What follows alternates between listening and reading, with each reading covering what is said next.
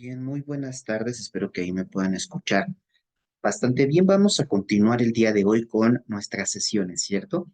Será nuestra octava clase, si no me equivoco. Eso quiere decir que ya vamos 2 meses, ¿no? 8 clases, una por semana, 2 meses. Nos quedaría un mes y evidentemente al final de la clase les estaré dando algunas observaciones, información que también se les estará enviando, en este caso, por el grupo de WhatsApp. Bien, sin embargo, pues bueno, es importante que tengamos en consideración, evidentemente, pues la información que les estamos solicitando ya desde hace un par de semanas o más en cuestión a los documentos que ustedes tienen que subir a la plataforma de Google Classroom. ¿Listo? Entonces les solicito que por favor allí suban los documentos para que ya comiencen a tramitarse efectivamente sus diplomas y estén en tiempo y forma. ¿Ok? Así que, bueno, sin más que mencionarles, vamos a continuar de manera muy específica con nuestro contenido relacionado al diplomado, en este caso de adulto en estado crítico. Vamos a tratar en esta ocasión de hablar ligeramente distinto a como lo habíamos hecho en anteriores clases. Es una parte importante de este diplomado que nosotros tomamos en consideración, listo, para que pues tengamos el conocimiento de cómo es que se están manejando en la actualidad, eh, pues todos estos temas eh, importantes, ¿no? En la actualidad para la capacitación de la salud. Entonces, nosotros vamos a tener en consideración todos estos apartados. Bien, así que eh, vamos a continuar, como les decía, y bien, cualquier duda o situación, pues saben que pueden eh, hacérnosla llegar. Bien, el traumatismo craneoencefálico. Esto va a ser muy importante porque nosotros tenemos como objetivo de esta sesión que ustedes al momento de finalizar la clase, listo, al momento de que finalicen la clase de manera muy específica, ¿verdad? Puedan ser capaces de comprender la importancia de la prevención del diagnóstico y el tratamiento, listo, del traumatismo craneoencefálico en la unidad de cuidados intensivos y de integrar habilidades interpersonales, además de habilidades éticas en el manejo clínico de los pacientes que tienen estas situaciones, que están padeciendo esta situación clínica. Muy importante y muy relevante, ¿listo? Porque eso es lo que hace diferente esta sesión de otras que hemos llevado, ya que esta la tratamos de llevar por medio de la educación a la salud actual, o lo que se nos está pidiendo a nivel nacional e internacional. Es decir, que esté basada en competencias transversales, justo que son estas habilidades interpersonales, habilidades éticas, listo, y evidentemente habilidades que tengan que ver con el conocimiento y manejo general del paciente, listo, que nosotros vamos a aplicar. Y para esta sesión nosotros hemos elegido 4 competencias transversales que son muy importantes para nosotros en el ámbito de la salud, ¿no? En términos muy, muy generales. Estamos hablando del pensamiento crítico, ¿listo? Estamos hablando de pensamiento crítico. ¿Por qué o a qué nos referimos específicamente cuando hablamos de pensamiento crítico? Estamos analizando, muy importante, la información relevante sobre el traumatismo craneoencefálico y así poder evaluar su aplicación en el manejo de los pacientes. Es decir, analizar la información para poderla aplicar en la atención de nuestros pacientes. Además de una comunicación efectiva, que sería la segunda parte. ¿Listo? Y que en esta comunicación efectiva lo que nosotros buscamos es que podamos explicar y que podamos debatir en algún momento sobre el manejo del traumatismo craneoencefálico de manera clara y estructurada. Es decir, que tengamos las ideas bien establecidas, que no tengamos muchas dudas cuando estamos realizando todos estos procesos. El tercero es el trabajo en equipo, porque si bien a veces se nos olvida, en las sesiones sobre todo me refiero, listo, nosotros trabajamos en equipo y hay un jefe de servicio, ¿cierto? Y ese jefe de servicio tiene las enfermeras a lo mejor que ya tienen, no sé, más de 5 años de experiencia, ¿no?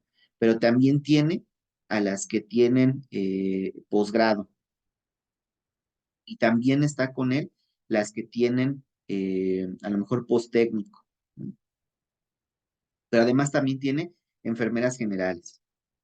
Y entonces todos tenemos diferentes funciones según la ley, según las normas que nos rigen. Sin embargo, sí es muy importante entender que dentro de estas leyes o dentro de esto que nosotros estamos pues conociendo, cada uno de nosotros tiene que trabajar en equipo con el otro, ¿verdad? Para poder resolver las situaciones dentro de la unidad de cuidados intensivos. Por eso, el colaborar con otros profesionales debe ser la punta de lanza que nos lleve al cuidado integral del paciente. Y por último, la responsabilidad ética, que va a ser muy importante para apreciar la dignidad, ¿verdad? Y los derechos de nuestro paciente con traumatismo craneoencefálico y además siempre actuar en su beneficio, siempre para el beneficio del paciente, ¿listo? O de la persona que estamos atendiendo. Es muy importante tenerlo en consideración. Por eso es que estas competencias transversales creemos que son muy importantes para el manejo del traumatismo craneoencefálico en la terapia intensiva. Y vamos a comenzar ahora sí con la definición específicamente del traumatismo craneoencefálico. Nosotros vamos a entender, ¿cierto? En este caso, al traumatismo craneoencefálico como una alteración de la función, ¿listo? Alteración, ya sea de la función o de la anatomía cerebral, que además es causada por una fuerza externa. ¿Qué es una fuerza externa? Podemos decir un golpe, ¿listo? Un traumatismo, vaya, que sea redundante, ¿listo? Pero también puede ser a lo mejor por una aceleración, que más adelante lo vamos a ver, o una desaceleración, ¿listo? Que nos van a llevar a nosotros a tener algunas situaciones de complejidad sobre el manejo del paciente que se encuentra en estas situaciones de traumatismo craneoencefálico. También lo vamos a conocer como la alteración, ¿listo? En este caso, la alteración que puede manifestarse de diversas formas, como una pérdida breve de la conciencia, pero si es muy grave, puede ser una pérdida prolongada. Pues podemos tener disminución de la conciencia en poco tiempo o una disminución en la conciencia, este, eh, evidentemente, mucho más prolongada. Eh, Hay una pérdida de la memoria en algunas ocasiones, puede haber una pérdida de la memoria en algunas ocasiones para eventos antes o después del propio accidente o del propio traumatismo craneoencefálico. Entonces la persona puede perder la memoria por cosas que pasaron antes o por cosas que van a pasar después, inmediatamente después del traumatismo. ¿Listo?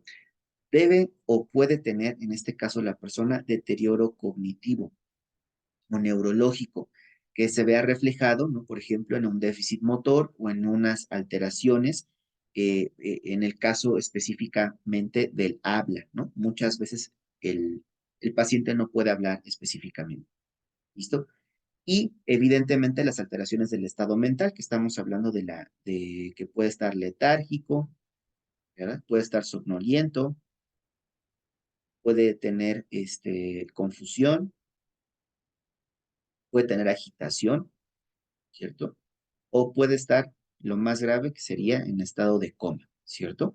Es muy importante tenerlo en consideración de nuevo. Es muy relevante para lo que nosotros estamos buscando con nuestros pacientes, conocer su estado general y por lo tanto proporcionarle, ¿no? En este caso, pues a nuestro paciente la mejor atención posible, ¿no? Evitando que tenga complicaciones graves, muy graves. ¿Listo? Entonces, es importante que podamos conocerlo, lo vuelvo a repetir.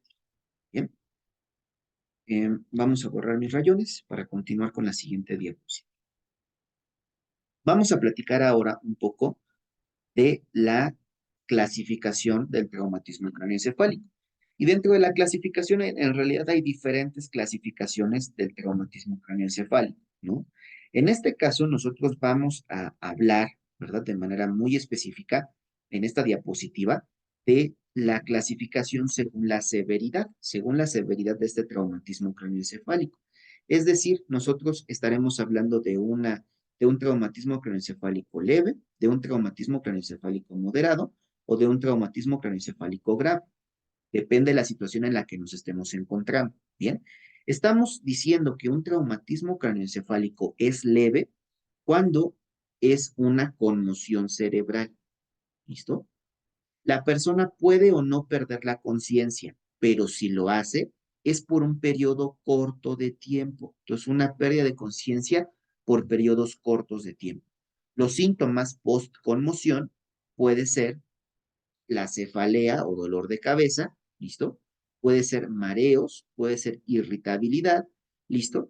Que son los más comunes y que pueden persistir por días o por semanas, pero después desaparecen súbitamente. Entonces, lo vuelvo a repetir, puede existir o no pérdida del estado de conciencia y si existe es en periodos cortos de tiempo que además tienen, ¿verdad?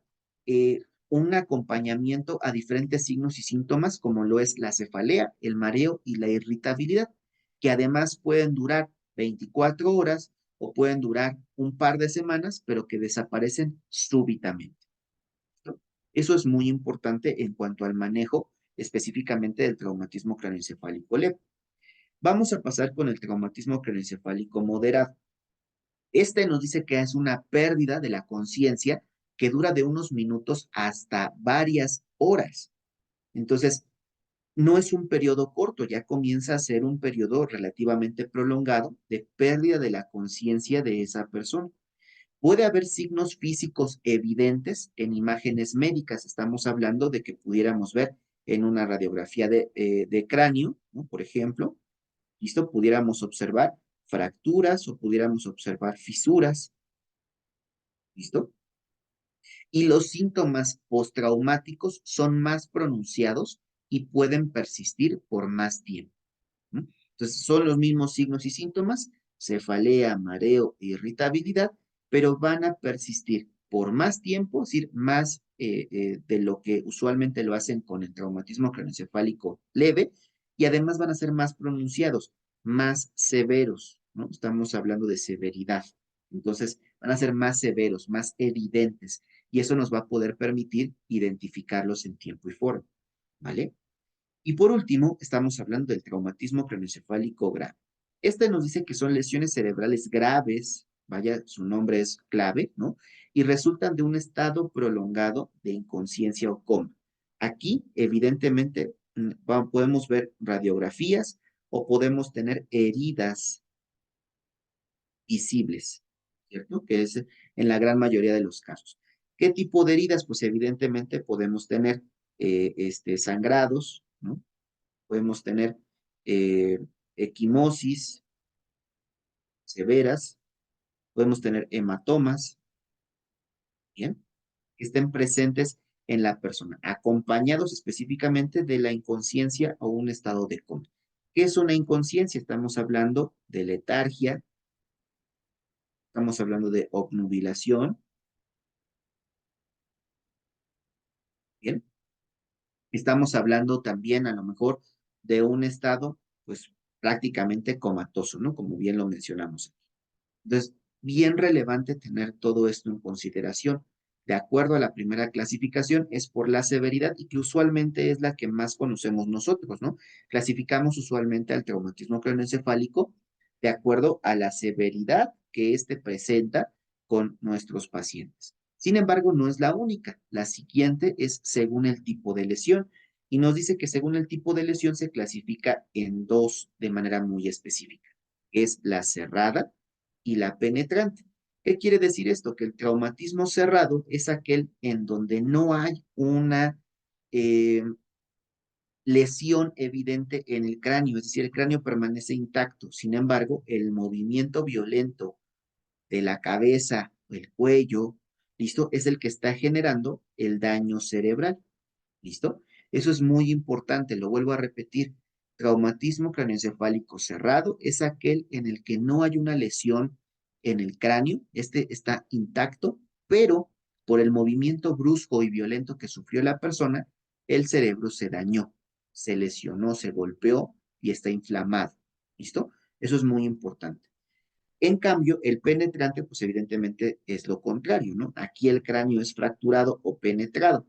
Es decir, puede ser un golpe directamente, ¿bien? O puede ser, por ejemplo, una bala, una varilla, ¿no? Por ejemplo, que muchas veces llegamos a observar, un tubo, vaya, cualquier otra cosa que se pueda insertar en el cráneo que lo pueda atravesar literalmente, ¿bien?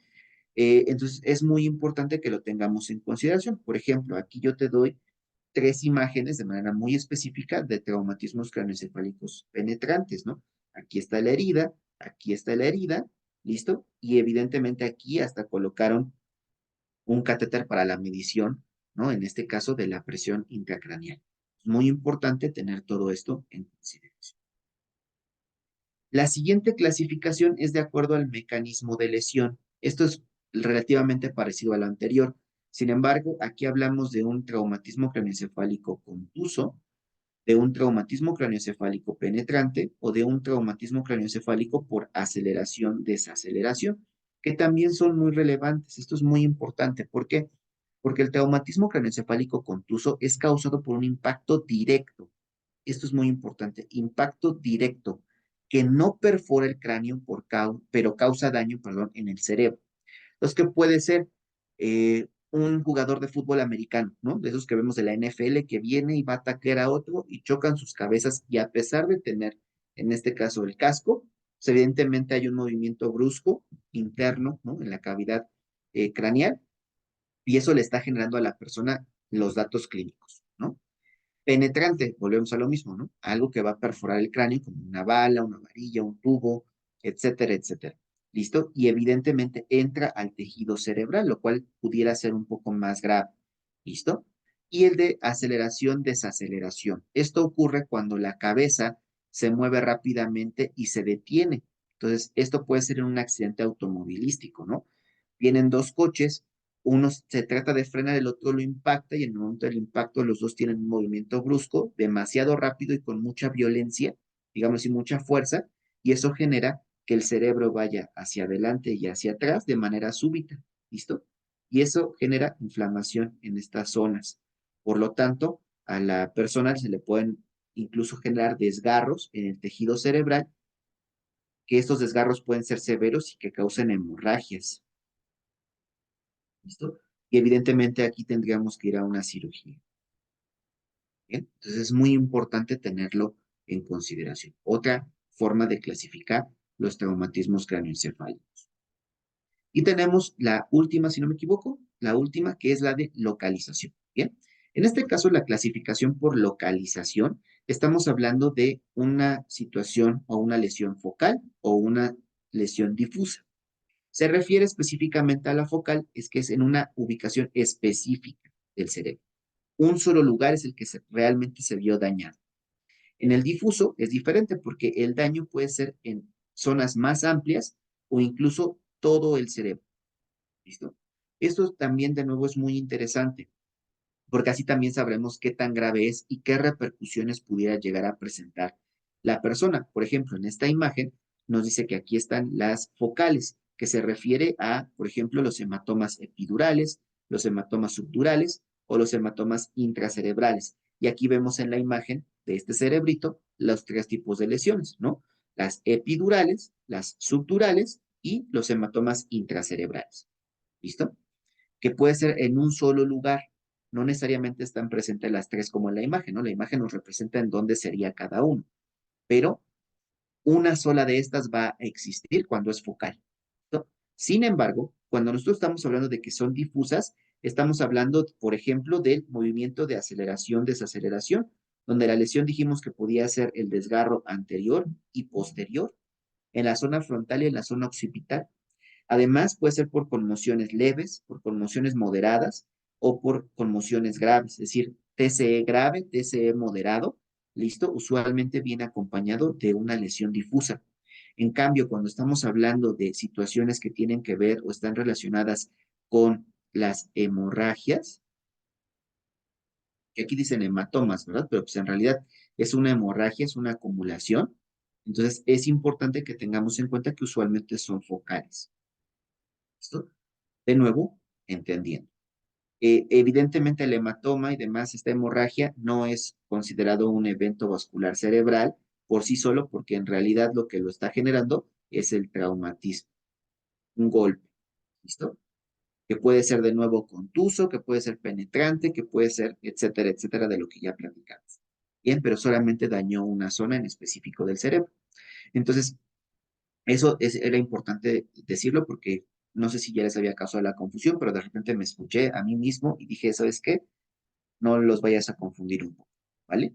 Bien. En cuanto a la epidemiología, es muy importante, ¿verdad? Porque decimos que hay una prevalencia, una incidencia muy relevante relacionada al traumatismo cráneoencefálico, entendiendo que solamente es superado por el evento vascular cerebral, el cáncer y la diabetes mellitus, con un índice de 38.8 por cada 100,000 habitantes. Es decir, en cuestiones de urgencias o de situaciones de urgencia, solamente es superado, no es evento vascular cerebral, perdón, es evento o enfermedad cardiovascular, ¿listo? Lo vuelvo a repetir, por enfermedad cardiovascular, cáncer o diabetes mellitus, con un índice de 38.8 por cada 100,000 habitantes. Estamos hablando de un porcentaje muy importante, ¿listo? Es usualmente en el sexo masculino donde se ve más afectado y la relación hombre-mujer es de 3:1, es decir, por cada 3 hombres que sufren un traumatismo cráneoencefálico, solamente una mujer, ¿no? Si tuviéramos en este caso 6 hombres, ¿listo? Tendríamos 2 mujeres y así sucesivamente el índice, ¿no? Es muy importante tenerlo en consideración. En cuanto a mortalidad, tenemos 4.8 cuando es un TCE leve, ¿cierto? Pero podemos llegar hasta el 75%, listo, de acuerdo a la alteración neurológica, pero estamos hablando ya de un TCE grave, ¿no? Básicamente, o severo. Bien, y eso nos va a traer problemas, nos va a traer algunas complicaciones. Entonces, es muy importante que sepamos en qué momento nos encontramos del traumatismo cráneoencefálico, cuál es su clasificación de acuerdo a la severidad y de acuerdo al mecanismo de la lesión, y poder determinar qué es lo que podemos hacer para evitar que la persona sufra demasiado durante su proceso de recuperación. Bien, los grupos de edad que se ven más afectados, si bien dijimos que el sexo masculino y que hay entre 13 a 1, y más adelante veremos un dato específico, nos dice que afecta principalmente a los de 15 y 45 años. ¿Por qué? Porque las principales causas de los traumatismos cráneoencefálicos se llaman accidentes, ¿verdad? Automovilísticos. Entonces, eh, aquí estamos tomando evidentemente a autos, estamos tomando a camiones, me refiero a de gran tamaño, y estamos tomando a motocicletas, ¿cierto? Entonces, todo esto, bueno, y pudiéramos agregar incluso bicicletas, ¿no? Porque ahora ya hay también bastantes accidentes así, y en los famosos, eh, se me fue el nombre, como en los patines, ¿no? Que ahora utilizan, eh, este, se me fue el nombre del dispositivo, pero es importante que el scooter, ¿no? Ya me acordé, el scooter. Entonces es importante, ¿por qué? Porque todos estos pueden causar un TCE y evidentemente las personas entre 15 y 45 años son las que más viajan, ¿verdad? En este caso, en cualquiera de estos dispositivos o en cualquiera de estos vehículos, ¿no? Y además estamos hablando de que son las personas que más deporte hacen, ¿no? Entonces hablamos de los deportes de contacto, ¿listo? Estamos hablando de las personas, sobre todo los de 45 años, que tienen pues más estrés también. ¿Listo? Son algunos factores específicos que van a cambiar nuestro estilo de vida y que pueden llevarnos a sufrir más un traumatismo craneoencefálico por una equivocación, por el estrés, por la rapidez que queremos manejar nuestra vida y demás, ¿no? No hay estudios específicos en México muy actuales que refieran en cuanto al gasto. Sin embargo, hay uno de Estados Unidos que no tiene mucho, que salió por ahí del 2022, que dice que hay un costo estimado Imagínate, un costo estimado de más de 76.5 millones de dólares solamente para la atención del TCE, ¿listo? Del traumatismo craneoencefálico. Entonces, esto es muy importante, es demasiado relevante. Más de 76.5 millones de dólares. Si nosotros multiplicáramos, rapidísimo, miren, aquí tengo mi calculadora, 76.5 por 16.6 que está el dólar, estamos hablando, bueno, y ahora lo multiplicamos por 1 millón, estamos hablando de una cifra totalmente exagerada, 1.269, eh, no, hasta lo estoy diciendo mal, yo creo que es 1.269.900, no, ya aún así lo estoy diciendo mal, ¿no? O sea, 1.269 millones, ahora sí, 900.000 pesos, a lo que se refieren 76.5 millones de dólares. Y es un poco más. Entonces estamos hablando de alrededor de 1.300 millones de pesos, lo que invierte Estados Unidos solamente en traumatismos craneoencefálicos. Nosotros, evidentemente, al tener una población pues un poco menor y evidentemente con menos acceso a diferentes circunstancias, estaremos invirtiendo, yo creo, en términos muy reales, pues bastante dinero en el manejo y tratamiento de traumatismos craneoencefálicos. Ustedes no me lo van a dejar mentir. De 10 pacientes que tienen en una unidad de cuidados intensivos, ¿cuántos son un TCE? Usualmente tenemos TCE y tenemos choque séptico, ¿cierto? Que es bastante común también tenerlos. O a veces es un choque séptico, pero inició con un traumatismo craneoencefálico, ¿no? Al final de cuentas. Entonces, también esto es muy relevante, entender cuántos pacientes así en la vida real tenemos de TCE y por qué están llegando. Entre los factores de riesgo, que les dije que íbamos a contrarrestar un poco la información que habíamos mencionado en la diapositiva anterior, nos dice que evidentemente los niños y los adultos o los ancianos, ¿listo? Los adultos mayores, tienen un riesgo elevado. Sí, claro que lo tienen. ¿Por qué? Sobre todo los ancianos, por caídas. ¿Listo? Y los niños también por caídas. ¿Bien? ¿Se van a caer por diferentes circunstancias? Sí. ¿Bien? Los niños porque están aprendiendo a caminar, porque están jugando, porque brincaron, etcétera, etcétera. Y el adulto mayor porque empieza a perder coordinación, empieza a perder energía y fuerza en las piernas, ¿cierto? Y eso evidentemente va a traer complicaciones. Entonces, tanto los niños, estamos hablando de menos de 5 años, términos muy generales, y los ancianos o adultos mayores de más de 60, ¿listo? Son también extremos que pueden llegar a sufrir. Aún así, dijimos que según la epidemiología, entre los 15 y los 45 años, ¿listo? Es la edad en la que más traumatismos craneoencefálicos se registran, ¿vale?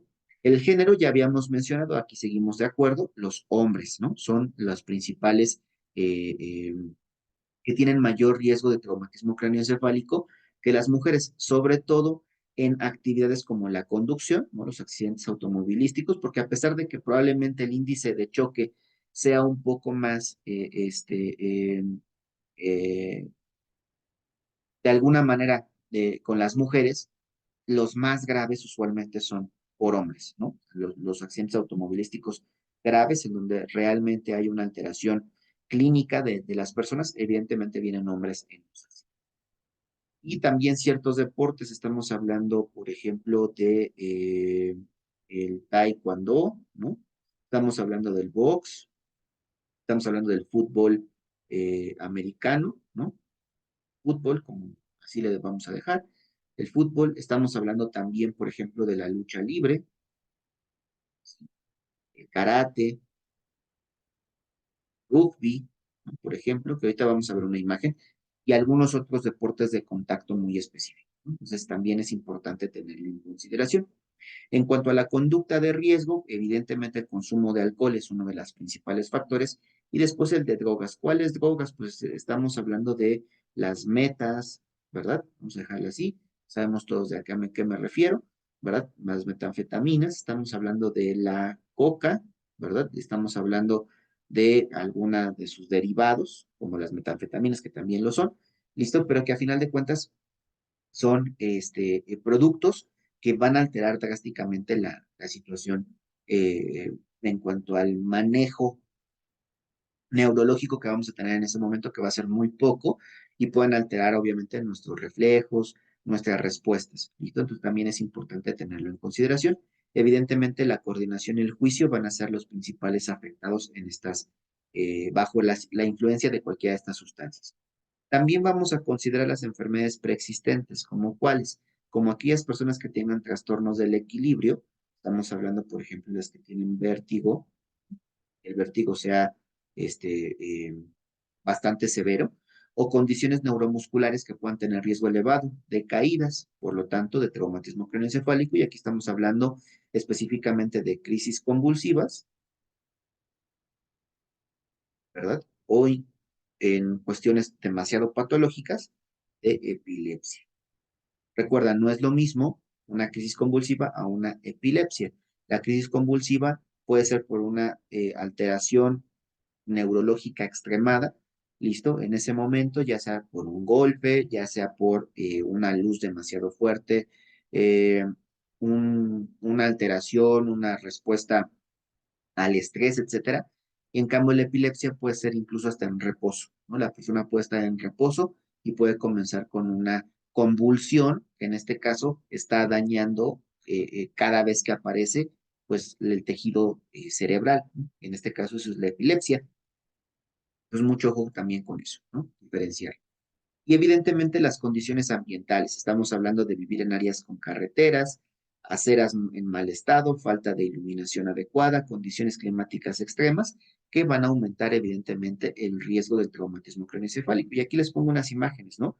Aquí vemos al pequeñito, ¿no? Vemos a uno más pequeñito y después vemos un ancianito que ya está demasiado viejito. Si de por sí aquí ya usaba bastón, pues en el siguiente está todavía más grave, ¿no? Pero aún así dijimos que entre aquí y aquí son los más que sufren el traumatismo craneoencefálico.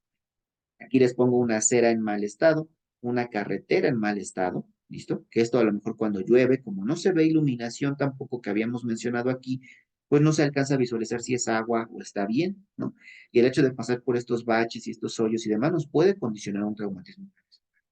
Aquí tenemos al alcohol, evidentemente, ¿no? Que es otra de las situaciones que se mencionan muchísimo durante la información que fuimos recabando. Todo esto, ¿verdad? Está acompañado también de la ocupación, como ya lo habíamos dicho, a qué nos dedicamos, trabajos de la construcción sobre todo, o que tengan que ver con servicio militar. Evidentemente hay un riesgo elevado de un traumatismo craneoencefálico. Deportes como el fútbol americano, el rugby, el boxeo, ¿cierto? Y aquí nosotros les colocamos más, en realidad, listo, en esta imagen, ¿no? Para que lo tengan en consideración. Por ejemplo, aquí estamos viendo grupos de Muay Thai, de karate, de taekwondo, estamos viendo de box, ¿no? De MMA, listo, incluso hasta en la imagen viene Conor McGregor, estamos viendo, por ejemplo, de kickboxing, evidentemente aquí hay otra de box, vaya, cualquier otro tipo de arte marcial, y estamos viendo, por ejemplo, de lucha libre con AJ Styles, ¿no? El fenomenal, y aquí vemos a Kurt Angle, son, vaya, luchadores conocidos a nivel internacional, y justo han tenido bastantes conmociones por, evidentemente, los golpes tan duros y tan fuertes que se dan para el entretenimiento de la gente. Entonces, esa consideración muy importante tenerlo. Aquí tenemos el trabajo de la construcción. Vean, ¿no? Todos tienen afortunadamente en esta imagen casco, pero aún así tienen o están en un proceso que es la colocación del techo, ¿no? Propiamente. Entonces, están sosteniéndose por medio de este tipo de vigas, que le llamamos de alguna manera así, pero que son de madera, que en cualquier momento por el peso, cualquiera de estas se puede romper y entonces caer ellos y tener un accidente. O puede ser que incluso lo sufran porque se marean, o porque, por el calor, por la sed, etcétera, que sufran algún accidente también relacionado. Hablamos del equipo inadecuado de seguridad, ¿no? En este caso, tenemos aquí específicamente a las motos, ¿no? Las imágenes de las motos, porque vean, evidentemente, la inconsciencia de llevar uno y dos menores de edad, el adulto, y todos sin casco, ¿no? Por ejemplo, sin ningún otro tipo de protección. Y la otra es todavía más grave, ¿no? Porque aquí hay uno, el adulto, otra hija, después se ven unos bracitos y unas piernitas, no se alcanza a ver la carita, pero evidentemente ya son cuatro, y la otra adulto, que va hasta atrás, ya son cinco personas en un dispositivo y ninguno tiene casco. Eso es realmente lo preocupante, ¿no? De las imágenes, vaya a lo que nos estamos refiriendo el día de hoy, que es el traumatismo craneoencefálico. Además de eso, tenemos accidentes automovilísticos que dijimos que son de los más comunes y que vemos a los vehículos, a los ciclistas, a los peatones que también forman parte de esos accidentes. Y en los vehículos, pues estamos hablando de nuevo, a los vehículos de transporte, a los vehículos de carga, a los vehículos, ¿listo? De transporte público, a los vehículos privados, ¿bien? Y por ahí debe de existir una moto, ¿no? Bueno, en esta imagen no sale, pero bueno, las motocicletas que ya habíamos dicho y los scooters.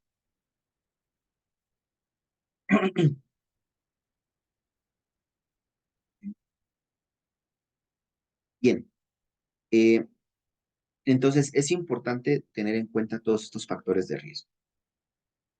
Anatómicamente nosotros vamos a recordar rapidísimamente los huesos, ¿verdad? De nuestro cráneo. Nosotros sabemos que tenemos un hueso frontal, ¿verdad? Dos parietales, en realidad se dividen por un surco, ¿listo? Derecho e izquierdo. Tenemos un occipital y tenemos dos temporales también, ¿listo? Uno derecho y uno izquierdo. Y también tenemos esfenoides, un hueso esfenoides, tenemos el hueso nasal, a los lagrimales, tenemos al hueso cigomático, al maxilar y al mandibular. ¿Listo? Son algunos de los huesos importantes que nosotros tenemos. Además existe también el etmoides, ¿bien? Tenemos al ungis, tenemos en este caso, creo que nada más serían los huesos que me hacían falta mencionar. ¿Listo? Son los huesos que en conjunto forman todo el cráneo, toda la cavidad craneal. ¿Listo? Y que bueno, a final de cuentas son importantes y relevantes para que nosotros los conozcamos y los podamos visualizar. ¿Listo? En este caso, de manera muy específica, nosotros por debajo de la piel y del cuero cabelludo, pues tenemos una serie de protección específica hacia nuestro cerebro, que además creo yo que es bastante amigable, ¿no? En realidad la naturaleza para protegernos aún así y evitar que las lesiones sean mucho más severas. Por ejemplo, aquí tenemos en esta imagen a las meninges. Están, están bien distribuidas, ¿no? En este caso las meninges, bien distribuidas en esta imagen. Y me agrada mucho en realidad la imagen, ¿no? En este caso, vamos a cambiar el color un momento por uno verde fuerte. Bien, aquí tenemos la piel, ¿cierto? La piel. Esto es muy importante porque la piel, pues evidentemente va a tener su estrato de la epidermis, su estrato dérmico y su estrato subdérmico o del tejido celular, del tejido celular subcutáneo. Por debajo del tejido celular subcutáneo hay una capa, listo, que es como si fuera una bolsita, pareciera una bolsita, un saco, que se va a llamar aponeurosis, ¿listo? Y que la aponeurosis va a conectar la piel, todo el tracto cutáneo, lo va a conectar con el periósteo. El periósteo es una ligera capa muy rígida, muy dura, ¿listo? Que va a unir a todas estas entidades, ¿bien? Hasta el hueso, que ahora sí específicamente son el etmoides, el esfenoides, el frontal, el parietal, el occipital, etcétera, etcétera, que ya habíamos mencionado. ¿Listo? Que además es un hueso también bastante grueso, ¿listo? Muy fuerte y que tiene el centro muy esponjoso para el funcionamiento correcto. ¿Vale? Pero por debajo del hueso, todavía para llegar al cerebro, tenemos que pasar tres meninges, ¿listo? Que es la famosa dura madre, que como su nombre lo dice, es una meninge rígida, ¿no? Está dura en comparación con las otras dos y que sirve como la protección específica del cerebro. Tenemos a la aracnoides, ¿listo? Que es una capa muy, pues digámoslo así, muy delgada, ¿listo? Y que tiene un espacio intersticial importante que la separa de la vía madre, ¿listo? ¿Por qué? Porque el aracnoides específicamente no sangra, pero cuando nosotros hemos visto hemorragias, decimos, ah, es una hemorragia intracerebral, es una hemorragia fuera de las meninges, o es una hemorragia meningia, ¿no? Que llamamos. ¿Cuál es específicamente? Se llama, bueno, se encuentra aquí y se llama hemorragia subaracnoidea, ¿cierto? Entonces, cuando nosotros tenemos una hemorragia subaracnoidea, quiere decir que pues, es en esta zona específicamente, entre la separación del aracnoides y la vía madre, ¿listo? Que es la última meninge que ya se encuentra prácticamente adherida, de alguna forma, a nuestro cerebro. ¿Bien?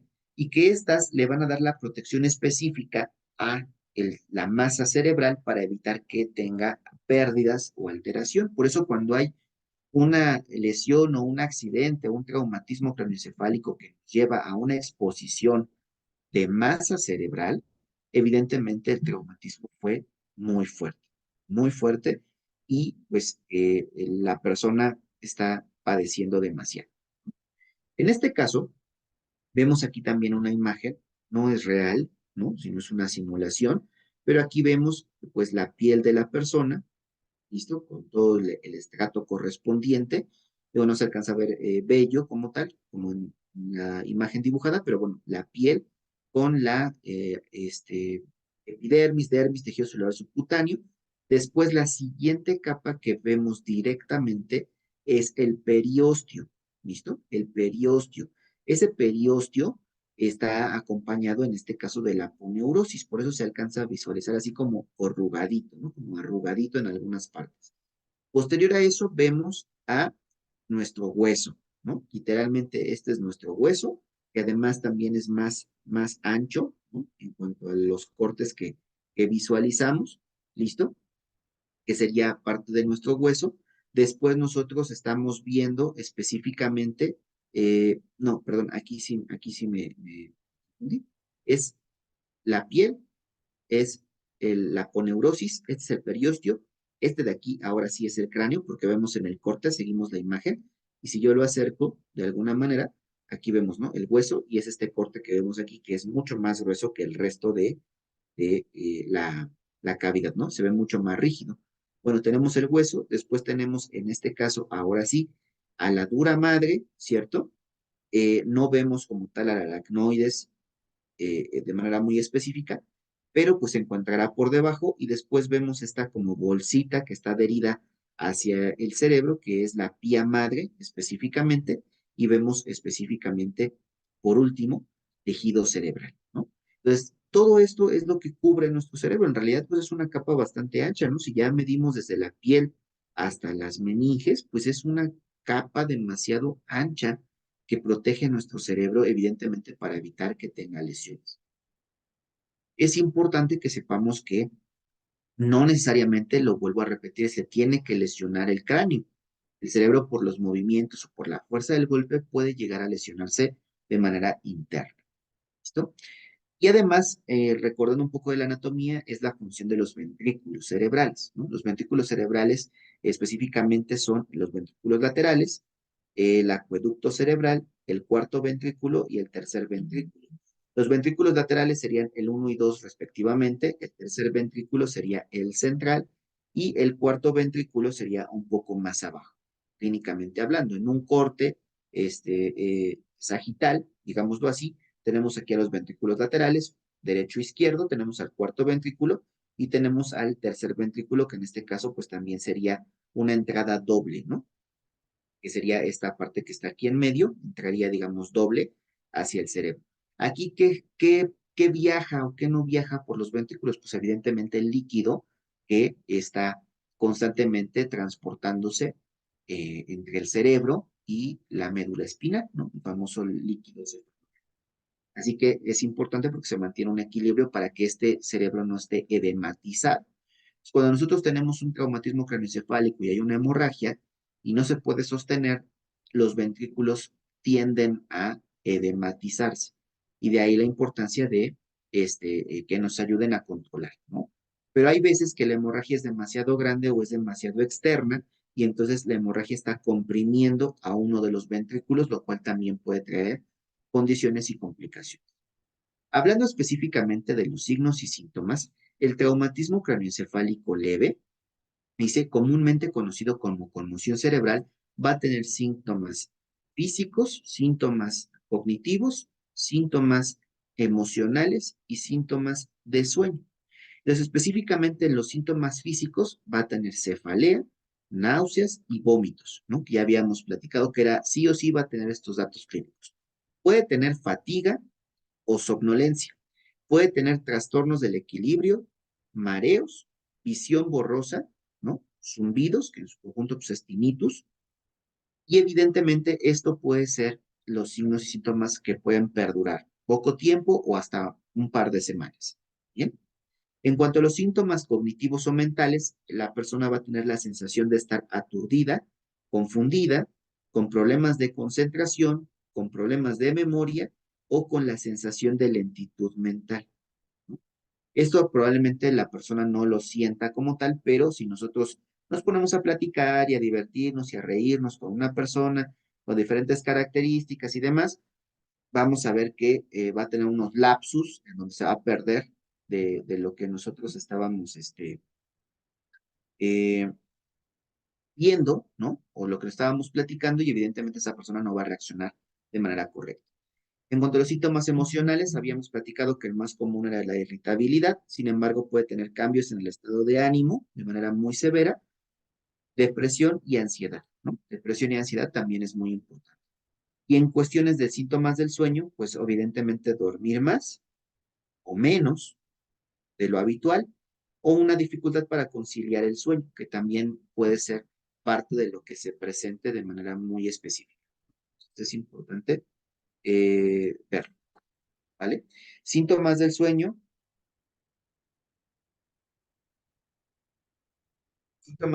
pues evidentemente importantes, ¿no?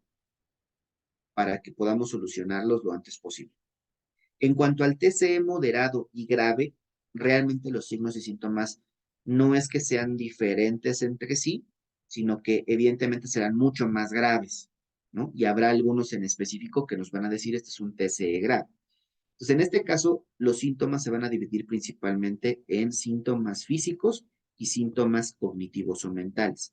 Nosotros sabemos que hay una cefalea importante, persistente, que va a empeorar, en este caso no va a estar constante siempre, sino va a empeorar, que va a venir acompañada de vómitos o náuseas repetidas, que el paciente puede llegar a presentar convulsiones o espasmos, ¿listo? Y esto ya nos está hablando de situaciones más graves, ¿no? O sea, ya no solamente el dolor es más fuerte, ya no solamente hay más vómitos o náuseas, sino ya incluso puede llegar a convulsionar el paciente.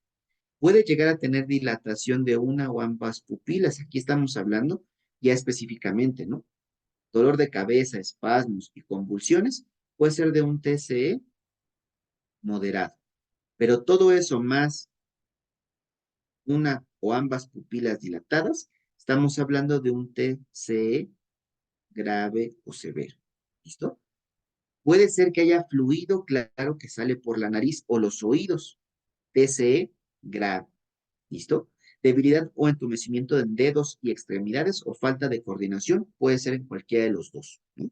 Sin embargo, los síntomas en conjunto más la dilatación o los fluidos claros de nariz o los oídos, ¿listo? Evidentemente nos están hablando de un traumatismo craneoencefálico grave.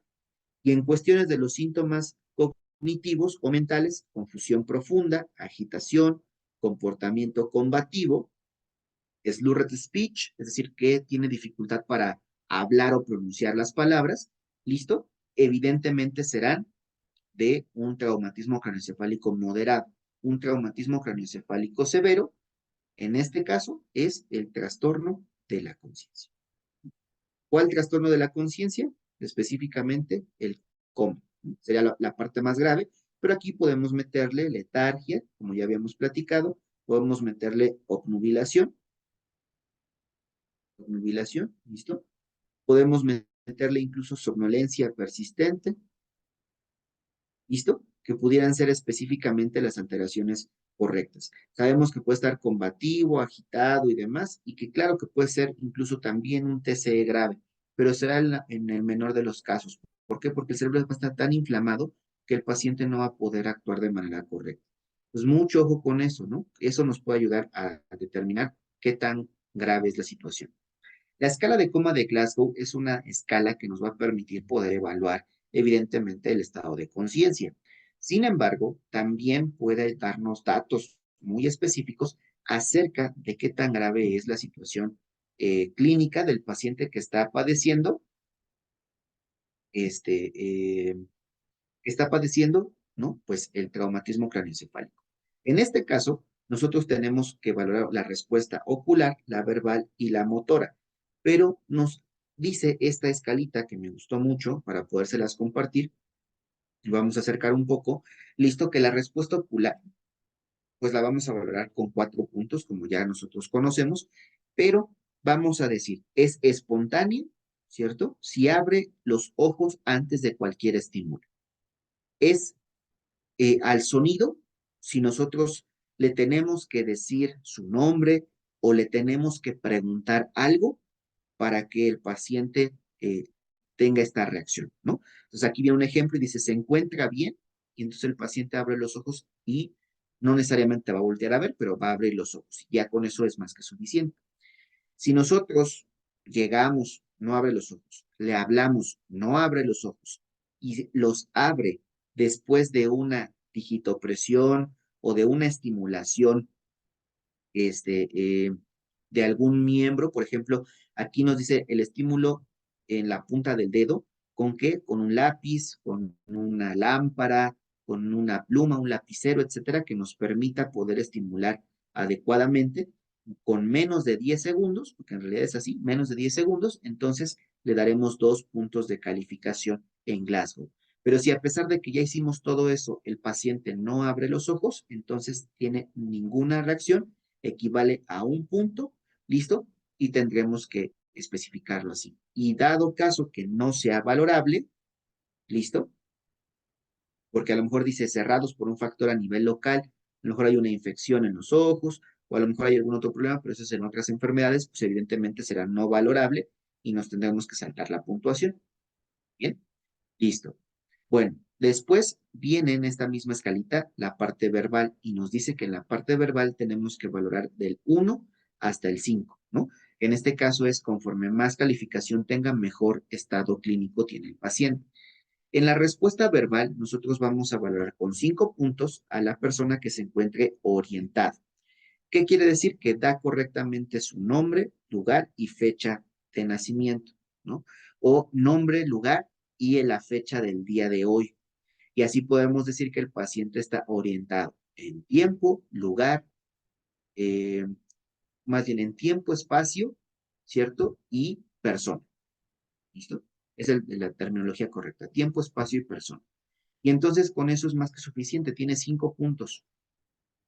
Al paciente que podamos encontrar confuso, es decir, que no se encuentre orientado del todo y que la comunicación, a pesar de que no se encuentre orientado, es decir, que no pueda decirnos su nombre, lugar y fecha en el momento en el que le preguntamos, pero que sí pueda mantener una comunicación coherente, entonces le vamos a dar 4 puntos y va a equivaler a un paciente confuso, ¿no? Pero que puede continuar una conversación.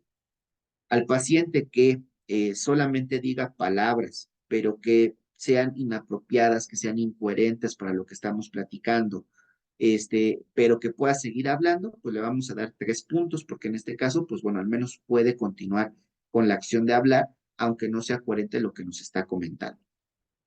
Si solamente hace sonidos como gemidos o quejidos, evidentemente le vamos a dar 2 puntos porque puede hacer los sonidos, pero no tienen absolutamente nada de coherencia. Y si no tiene ninguna respuesta, no hay factores que interfieran, es 1 punto, bien, en la parte verbal. Ahora, si existe un factor que interfiere en la comunicación, pues no va a ser valorable, ¿no? Y evidentemente no podríamos darle una clasificación, no podemos darle 0, pero tampoco podemos darle 5, ¿no? O sea, no podemos hacerlo hasta comprobar. Es no valorable. Bien. Y por último, la parte motora de la escala de Glasgow, que en este caso nos habla de 6 puntos a 1 punto, ¿no?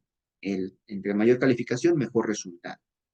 Obedece órdenes. Entonces, si tú le dices que haga algún movimiento, a lo mejor le dices que te estreche la mano, te estrecha la mano, te da un buen apretón, evidentemente tiene, ¿verdad?, que obedecer las órdenes con ambos lados. Estréchame la mano, las manos derechas y estrechar las manos izquierdas, ¿no? Si realiza ambas situaciones, 6 puntos. Si la persona no puede hacer estas indicaciones del todo, vas a hacer un ejercicio en donde vas a hacer una digitopresión alrededor de 10 segundos, ¿listo? Cerca del hombro va a ser un poquito realmente doloroso, ¿no? Entonces vas a hacer la presión, vas a estimular por encima de la clavícula y vas a solicitarle a la persona que con su mano señale en dónde le estás presionando. Si la persona lo hace, lo puede localizar, entonces tú le das 5 puntos.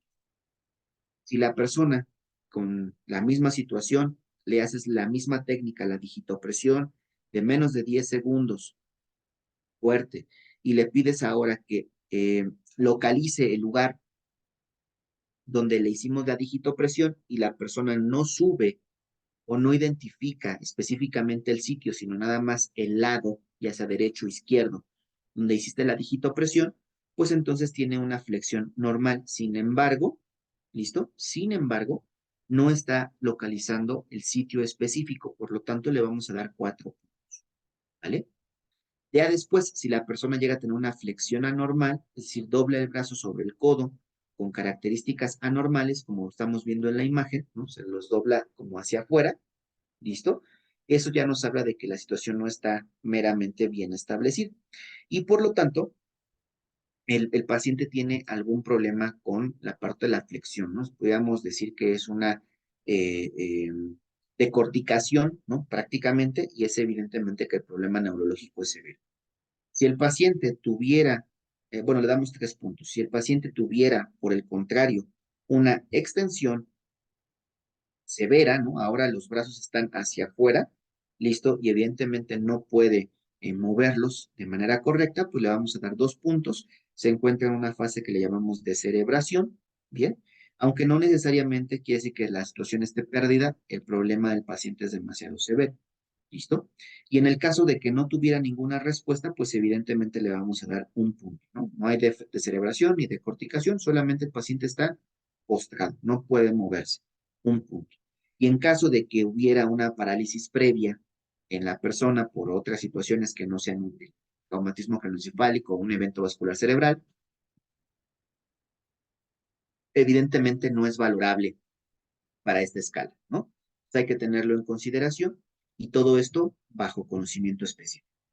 Aquí les pongo, por ejemplo, en estas siguientes imágenes, 3 corresponden a una tomografía axial computarizada de cráneo y la cuarta, que es la que está con el fondo amarillo, listo, representa una resonancia magnética, también evidentemente cerebral, ¿no?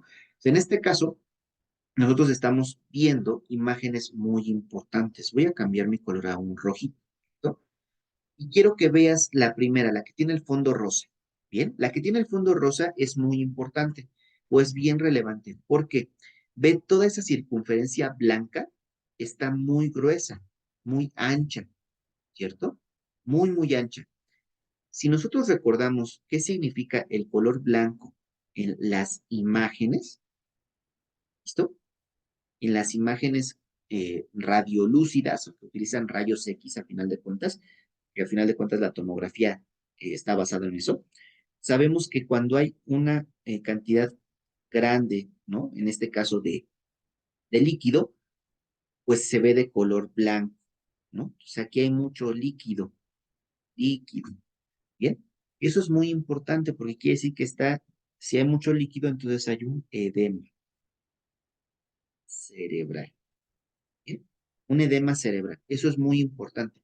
Y en los traumatismos craneoencefálicos, evidentemente el paciente presentará edema cerebral. Ahora, quiero que le pongas un poquito más atención a las imágenes. Aquí tenemos, bueno, voy a borrar primero, vamos a hacer la línea más delgadita. Y aquí tenemos, ¿cierto? Todo esto de aquí se ve más blanco, se ve como con tendencia más blanquecina al resto del cerebro. Y además, este ventrículo se ve como aplastadito. ¿Estás de acuerdo? La periferia tiene mucho líquido. Esta zona de aquí se ve lesionada prácticamente, ¿no? Y se está acumulando líquido en esa zona, que está generando inflamación y por lo tanto está aplastando esta parte del ventrículo. ¿Listo? Sí, evidentemente, esto es una situación de importancia. Si nosotros, si nosotros, de nuevo, lo retomamos, ¿no? De manera muy específica y nos regresamos muchas diapositivas, nos regresamos diapositivas, diapositivas, hasta llegar aquí, ¿verdad? Tú recuerdas el sitio donde está esta imagen y lo que está generando, pues es un hematoma subdural, ¿no? Específicamente. Aquí era un hematoma epidural por arriba de las meninges, un hematoma subdural por debajo de las meninges y un hematoma intracerebral, ¿no? Ya directamente en el cerebro. Entonces, si nos retomamos a esta imagen y nos regresamos específicamente hasta la imagen de, en este caso, la tomografía, pues sabemos que es un hematoma, ¿verdad? Subdural, específicamente. Un hematoma subdural que está condicionando, evidentemente, el drenaje linfático y el drenaje de líquido cefalorraquídeo. Si nosotros nos vamos a la siguiente imagen, que también es muy importante, listo, vemos esta. Y también tiene toda la periferia muy, muy ancha, muy blanca. Es decir, que hay mucho líquido en esa zona. Probablemente la hemorragia o el hematoma o la situación que está ocasionando, pues evidentemente es epidural, ¿no? Por arriba de las meninges, listo, y está ocasionando que el líquido se esté acumulando en esta zona. Por eso tenemos el cerebro evidentemente edematizado. Cuando nosotros llevamos esa imagen que no nos refleja muchísimo a un contraste, lo vamos a observar de esta manera. ¿Listo? Y vemos cómo hay una lesión específicamente en esta zona que se ve de color blanco. ¿No? Hay otra aquí. ¿Listo? Que son muy importantes. Entonces, la imagen la contrastamos un poco, vaya, le modificamos para que se vea mejor. ¿Listo? Y ya vemos las zonas anatómicas específicas que se ven dañadas en este cerebro, que es el mismo, ¿no? Es una toma, digamos, un poco más superior. ¿Listo? Es una toma más, un poco medial, un poco más abajo. Bien, vemos dónde se encuentran las zonas específicas. Cuando ahora sí aplicamos un contraste, un medio de contraste, vemos cómo se iluminan, ¿no? Los ventrículos se vuelven de color blanquito, como una mariposa, ¿no? Más o menos, pero también vemos que empieza a colorearse pues todo el tejido sanguíneo, ¿no? Que es todo lo que se ve de color blanco específicamente. Seguimos observando las lesiones, ¿bien? Pero después vemos aquí otra línea blanca gruesa, muy larga, por cierto, ¿no? Que aparece. Y entonces toda esa zona también tiene el hematoma, ¿no? En este caso, o la acumulación o el edema que está generando que ese cerebro pues tenga problemas. Un ejemplo de cómo se verían las imágenes. Tenemos también el caso del fondo blanco, que para mí sería lo más preocupante de todo, ¿no? ¿Por qué? Porque ve, aquí tenemos la primera imagen, será, digamos, el primer corte, ¿listo? Que se realiza, bien, pero vaya, aquí hay una bola blanca que nos hace pensar que hay situaciones no tan favorables para este paciente, ¿no? Si nosotros nos vamos a la siguiente imagen, que es la de abajo, si vamos así, también vemos que aquí hay esta zona que se ve toda irregular, blanca, nos está hablando de una hemorragia, en este caso, de primera instancia, una hemorragia en esta zona. Pero si nosotros retomamos ahora la siguiente imagen, vamos a dividir el cerebro en dos. Este es un lóbulo y este es el otro, ¿cierto? Entonces, dentro de esos existe esto. El traumatismo craneoencefálico en esta persona, al menos, ocasionó que haya pérdida del tejido cerebral. Vean de qué tamaño, ¿no? O sea, más de, o casi la mitad de un lóbulo. Lo mismo si vemos la imagen que se encuentra aquí abajo, ¿no? Vemos toda esta parte que se ve aquí en blanco y aquí vemos otra bolita también blanca, que nos habla evidentemente de la pérdida, del traumatismo tan severo que fue, que está ocasionando. Estas que son como bolitas o que están más concéntricas, Bien, y que hay tejido que lo rodea, estamos hablando de que esas son hemorragias totalmente. Pero si desde el inicio desaparece, digamos, la corteza cerebral, como que se hunde, quiere decir que entonces el golpe fue demasiado potente y lesionó directamente todo este tejido. Y eso, evidentemente, el paciente aquí está mucho más grave que en las situaciones anteriores. Y por último, pues vemos aquí la resonancia magnética, ¿no? Que también tiene algunas especificaciones y que depende del lugar donde coloquemos la camarita, ¿no? Entre comillas, para poder tomar la imagen, pues vamos a tener diferentes representaciones. Una de las que más nos importa igual, pues sería esta parte que está contrastada, ¿no? Donde vemos más, con más claridad, específicamente, pues si existieran lesiones o no a nivel cerebral. En este caso, no las hay, ¿no? En este caso específicamente no las hay, pero sin embargo, pues se verían igual, de color blanquecino, y nos hablarían de hemorragias, hematomas o incluso edema, ¿vale? Ahora sí, platicando de lleno a lo que más nos importa. Ya vimos todo lo que sucede en el traumatismo craneoencefálico, cómo pasa, las diferentes clasificaciones, vimos los factores de riesgo que tiene una persona, ya vimos unas imágenes de cómo se verían específicamente. Pero, ¿qué tenemos que hacer nosotros cuando nos llega un traumatismo craneoencefálico a la unidad de cuidados intensivos? Pues muy sencillo, tenemos que hacer una evaluación clínica continua, ¿no? Y esa evaluación clínica continua consta principalmente de tres situaciones. La primera es la escala de coma de Glasgow, que ya platicamos de ella a fondo, bien, y tendremos que hacerla rutinariamente y constante para estar evaluando el nivel de conciencia y la respuesta del paciente, si empeora o mejor, ¿cierto? La evaluación de las pupilas, esto es muy importante porque nosotros debemos de conocer el diámetro normal de las pupilas, que usualmente son 2 milímetros de diámetro. Tendríamos que ver si el paciente tiene miosis o si tiene midriasis o si tuviera anisocoria, que evidentemente esta situación sería la más grave, ¿cierto? Porque quiere decir que ya hay una diferencia entre el estímulo de un ojo y el otro. Uno se encontraría en miosis, ¿cierto? Y el otro se encontraría en midriasis, lo cual evidentemente nos habla de un daño cerebral o de un traumatismo craneoencefálico severo o un evento vascular cerebral también de importancia, ¿no? ¿Qué nos va a llevar a pupilas mióticas? Pues la intoxicación por insecticidas o por drogas, y a la midriasis, la falta de oxígeno o la intoxicación por alcohol industrial o alcohol en términos generales, ¿no? Son de las situaciones más comunes, entonces es importante tenerlo en consideración. Además de la valoración motora y respuesta a estímulos, como valorando, ¿cierto? Le iba a poner mis, pero no.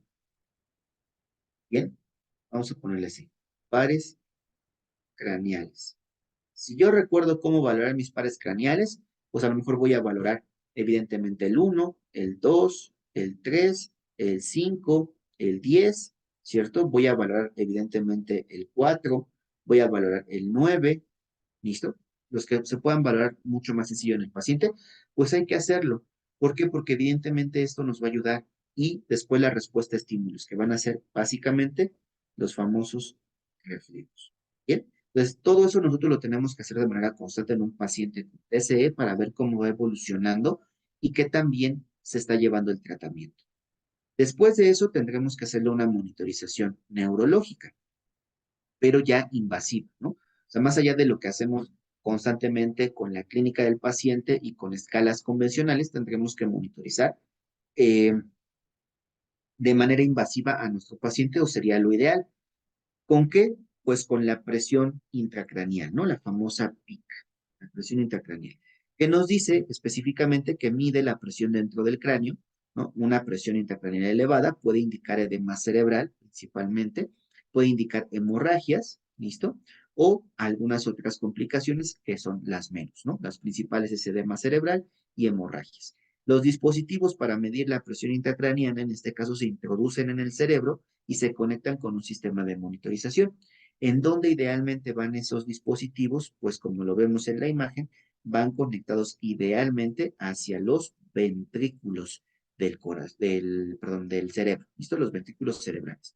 Y a partir de ahí podemos medir. Sin embargo, hay situaciones en donde no tenemos este tipo de dispositivos y lo que se hace es canular directamente la médula espinal, lo cual nos va a permitir también verificar el movimiento del líquido cefalorraquídeo y si este es en exceso, listo, evidentemente nos va a marcar una elevación de la presión que puede ser un homólogo a la presión intracraneal.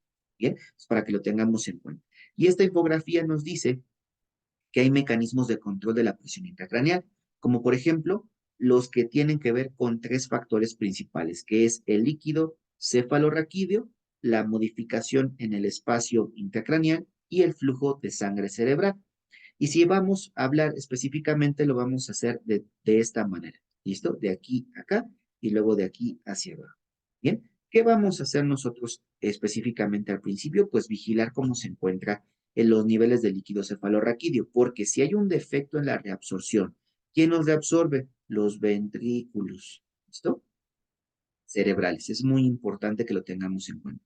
Si ellos no funcionan adecuadamente porque están comprimidos, porque están bloqueados, están obstruidos, etcétera, evidentemente no va a haber una buena reabsorción y esto va a conducir a una hidrocefalia y un aumento de la presión intracraneal, que puede ser comunicante, es decir, con libre circulación de líquido cefalorraquídeo en el sitio de formación y de reabsorción, o no comunicante, donde el líquido cefalorraquídeo no pueda circular para ser reabsorbido. Es decir, puede ser que tengamos muchísimo, que sería la primera opción, mucho líquido cefalorraquídeo que no se pueda manejar porque es un exceso de volumen, o que de plano esté totalmente bloqueado u obstruido, ¿no? Obstruido. Entonces, ante esta situación, evidentemente el líquido cefalorraquídeo no se va a poder reabsorber adecuadamente y se va a acumular, elevando la presión intracraneal. Mucho ojo con eso, ¿no? Es muy importante tenerlo en consideración. Dijimos que íbamos ahora en esta dirección. El siguiente punto o apartado es el flujo de sangre cerebral, ¿no?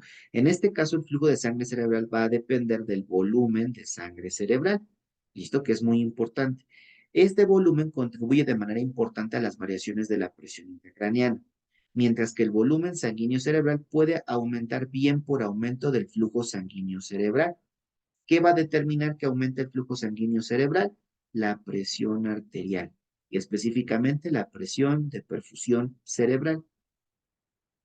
¿Listo? Entonces, esto es muy importante para que lo tengamos en cuenta. Dice, con lo que es muy discutible si estos aumentos de PIC deberían ser tratados o no, o por obstrucción del retorno venoso, en donde se aumenta la PIC sin aumentar el flujo sanguíneo cerebral, y si es claramente una situación patológica, ¿no? Entonces, esta primera parte es por la presión arterial y la presión de perfusión cerebral. Y esta otra es porque hay una obstrucción en el retorno venoso. Puede ser por cualquier causa, ¿listo? Pero si esa obstrucción no deja que la sangre y el líquido que está circulando por esa zona regrese a los lugares específicos, pues entonces se va a acumular. Esa acumulación evidentemente debe tratarse lo antes posible porque si se acumula la sangre en una zona, va a generar trombosis, ¿no? Bueno, en realidad se llama éstasis venosa, ¿no? Primero, y la éstasis venosa nos va a llevar a trombosis, acidosis y muchas complicaciones que realmente van a traer una situación patológica en la persona. Bien, y por último, en esta infografía nos dice de las modificaciones en el espacio. También nos dice específicamente que hay que tener mucho cuidado, ¿no? Hay que tener muchísimo cuidado con el espacio que nosotros estamos manejando dentro de la cavidad craneal. Nos dice que el encéfalo, ¿cierto? Ocupa el 80% del volumen intracraneal. Entonces, muy importante, 80% de nuestro cráneo, de nuestra cabeza, lo ocupa el cerebro.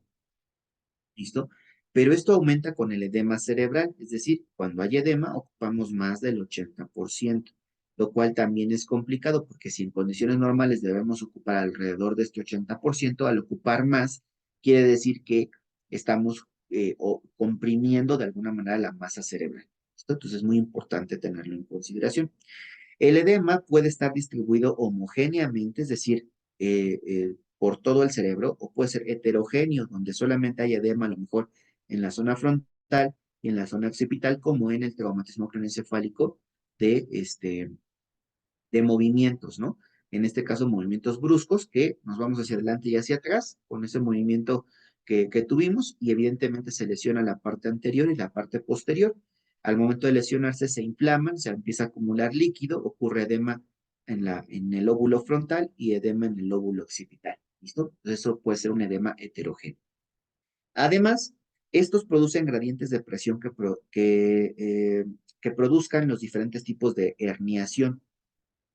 Y no solamente por el líquido específicamente, sino también pueden existir masas como hematomas, tumores o abscesos que se encuentren en la cavidad cerebral y que vayan creciendo y ocupen un espacio mayor al, al 80% del cráneo.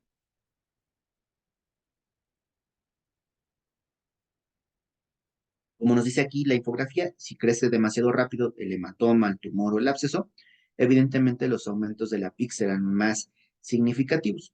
Y otra cosa que debemos tener en cuenta es que justo la presión intracraneal, cuando está elevada a más de 20 milímetros de mercurio, se considera hipertensión, hipertensión intracraneal.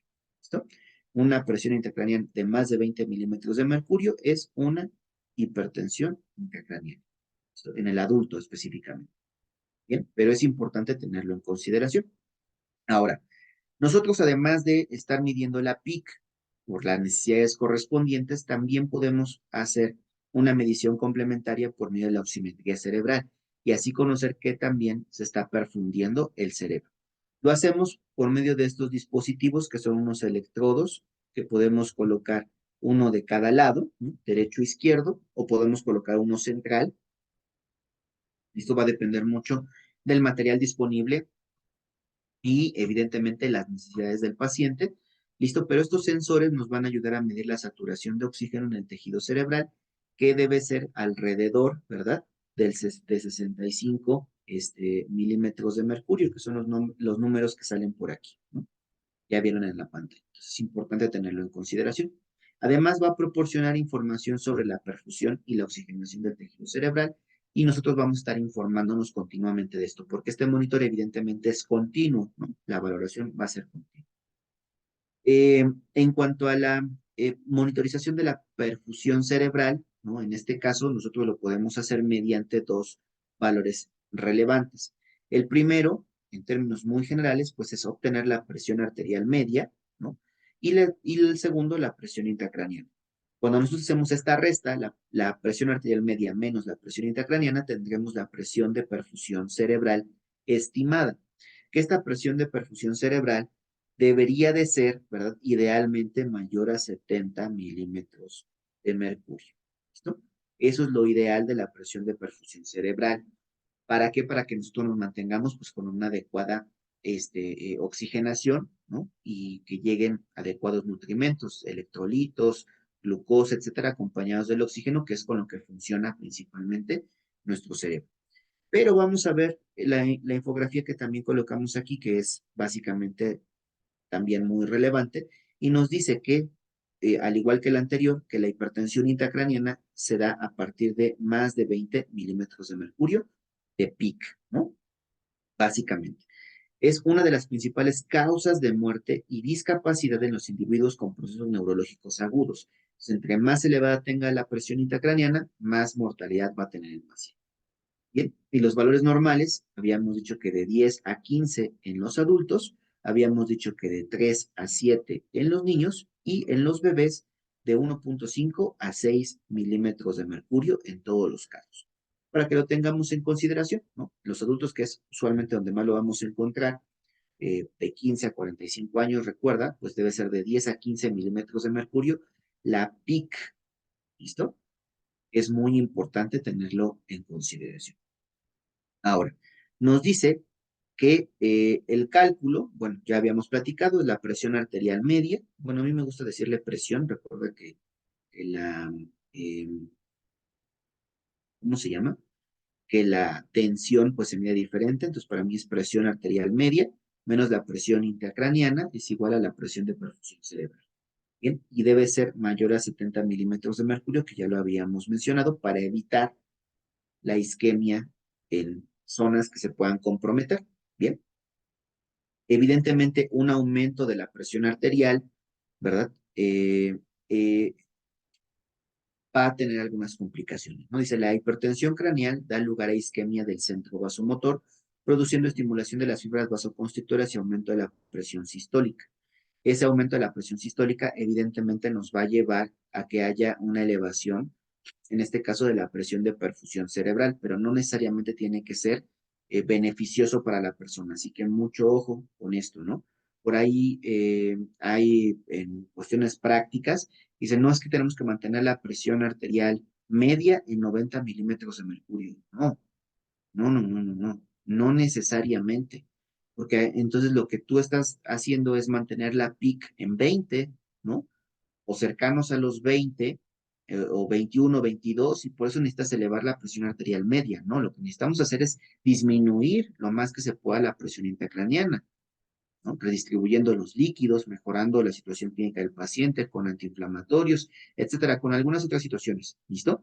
Pero debemos de buscar eso que disminuya, porque si mi único objetivo en este caso es elevar la presión arterial, pues evidentemente la PIC va a seguir elevándose. Y esto nos va a traer a una presión de perfusión demasiado elevada, pero que también puede traer complicaciones en la persona. ¿Listo? Otro punto importante a mantener y cuidar es la temperatura. Sabemos que debemos de mantener a nuestros pacientes en ligera hipotermia, ya lo platicaremos, pero esto es muy importante porque así disminuimos la actividad metabólica, disminuimos el consumo de oxígeno y aumentamos el flujo sanguíneo cerebral. El oxígeno, eso también es muy importante. No debemos llevar al paciente a una hipoxia, pero tampoco lo debemos llevar a una hiperoxia. Debemos de mantenerlo siempre dentro de parámetros normales, que va a ser muy importante. La saturación específicamente en estos pacientes debe estar entre 94 y 96%. Por arriba del 96% tenemos hiperoxia y puede ser perjudicial en este caso para el paciente. Bien, entonces mucho ojo con el manejo también del oxígeno.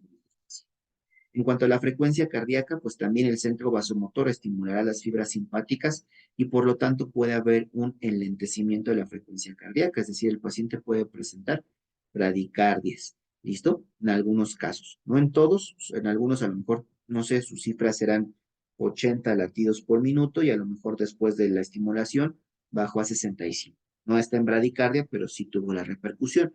En algunos pacientes que a lo mejor su frecuencia sea de 70, con la estimulación pues bajó a 55, entonces aquí sí ya está en bradicardia. Tendríamos que ver si tiene algunos datos clínicos importantes y entonces tratarla también para evitar complicaciones. Eh, Tenemos que mantener un control horario, ¿no? Como bien dice aquí la diapositiva, de la escala de coma de Glasgow específicamente y de las pupilas, de la evaluación pupilar para saber si está bien o no está bien lo que estamos haciendo realmente. En algunos casos se le solicita a la persona un electroencefalograma, que va a ser muy importante cuando, pues evidentemente las respuestas de la persona sean patológicas como en este caso una actividad epiléptica. ¿Listo? Si la persona comienza con actividad epiléptica y o una crisis convulsiva importante que tenga más de 30 minutos de pérdida de la conciencia, etcétera, pues le tendremos que hacer un electroencefalograma y tendrán que verificar en ese momento, pues las personas, los expertos entre las ondas beta, alfa, delta, teta o gamma, que van a, perdón, que van a representar específicamente diferentes situaciones. ¿Por qué? Porque cada una de estas aparece ante o diversos momentos del día, digámoslo así, de una persona. Las beta, por ejemplo, en condiciones normales aparecen cuando estamos en un estado de concentración o nos encontramos conscientes y alerta de la situación que tenemos alrededor nuestro. Sin embargo, las alfa van a aparecer cuando estamos física y mentalmente relajados, pero estamos despiertos. Las delta serán cuando estamos dormidos profundamente y no estamos soñando, más común en los niños y los bebés en condiciones normales. Las tetas son capacidades imaginativas, reflexión y sueños. Cuando estamos imaginando, cuando estamos pensando en lo que nos gusta, etcétera, etcétera, pues entonces tenemos las ondas todavía más lentas, ¿no? Pero estamos haciendo una acción específica. Y las gamas aparecen con tareas de alto procesamiento cognitivo. Entonces, estamos haciendo un examen, estamos haciendo algo, las ondas son más lentas. ¿Por qué? Porque están buscando, ¿no? Realmente utilizar la información correspondiente y correcta, ¿vale? Entonces, ante diferentes circunstancias, si un paciente se encuentra bajo sedación o analgosedación, que es el término correcto en la actualidad, estamos en analgosedación y el paciente tiene ondas beta, evidentemente está teniendo una sobreestimulación cerebral, probablemente por la hemorragia, por el golpe, etcétera, y evidentemente por el edema cerebral. Entonces, esto nos va a llevar a que el paciente tenga repercusiones y el electroencefalograma nos ayuda a determinar e incluso poder medicar, ¿no?, a la persona un poco más para evitar que tenga estos estímulos. El control de la temperatura corporal también va a ser muy importante porque dijimos que usualmente nos vamos a ir a una hipotermia terapéutica, ¿no? Hipotermia terapéutica. ¿Qué es una hipotermia terapéutica? Pues irnos por debajo de los 36 grados centígrados, pero no más de 32, no menos, ¿no? En este caso, no menos de 32 grados centígrados o Celsius, ¿no? No podemos disminuir de ahí. Ese es, digamos, el rango que tenemos usualmente y la gran mayoría de las ocasiones, pues nos encontramos en 35 grados Celsius, ¿no? Usualmente para llevar al paciente y con ese grado de temperatura corporal menos, entonces la actividad cerebral disminuye, empieza a disminuir el consumo de oxígeno, el consumo metabólico y por lo tanto, pues el cerebro se mantiene en reposo, digámoslo así, evidentemente menos estimulable, menos de todo, ¿bien? Y puede ser que esto nos ayude a proteger ciertas áreas del cerebro que se encuentran lesionadas. Entonces, es importante que la tengamos en consideración. Cuando vamos a revertir, en este caso, la hipotermia, tenemos que hacerlo progresivamente, ¿no? Nos dice la referencia bibliográfica que debemos de ir, eh, pues idealmente de punto uno en punto uno, o sea, de punto 1 grados en punto 1 grados, subiendo la temperatura corporal del paciente hasta llegar a los 36 grados punto 5, que sería al menos en la temperatura donde lo debemos de dejar, para evitar que el paciente tenga también una acumulación de calor excesiva y entonces ahora desarrolle hipertermia y entonces tengamos una desregulación de la temperatura corporal. Bien. En cuanto a la PIC, y regresando específicamente a esto, pues evidentemente tendremos que estarla monitorizando constantemente con los equipos y los catéteres especializados. En la imagen estamos viendo cómo el personal médico, en este caso, está colocando uno, está terminando de colocar un PIC. Eh, eh, Estos catéteres que van incrustados, ¿no?, específicamente en el cráneo y que llegan hasta los ventrículos cerebrales. Lo que nosotros tenemos que ver, además de esto, es mantener un posicionamiento, ¿no?, del paciente primero y después, evidentemente, de la cama y la cabecera, que debe estar entre 30 y 45 grados para facilitar la medición correcta. Si nosotros mantenemos al paciente en decúbito supino, ¿no?, 0 grados, digámoslo así, evidentemente puede llegar a tener alguna repercusión o la medición nos puede dar un falso positivo o un falso negativo. Tiene que estar entre 30 y 45 grados para facilitar la medición y para facilitar el procedimiento. Ahora, quiero que veas esta imagen. A mí me agrada bastante y es la hipótesis de Monroe-Kelly. Monroe-Kelly nos dice que un incremento en el volumen en alguno de los componentes del contenido intracraneal genera un mecanismo compensatorio en los otros. Entre paréntesis le pone disminuyendo.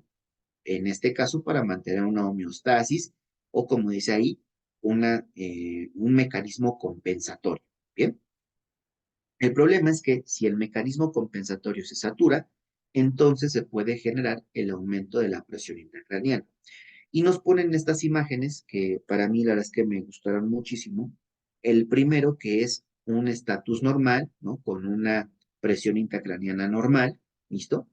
Bien, en donde nos dice que la masa cerebral es lo que se ve más clarito, ¿listo? Sería el cerebro y que ocupa el 80%, ¿verdad? Habíamos platicado de la cavidad craneal, que sería en este caso, pues, como esa manguera o ese tubo que tenemos aquí.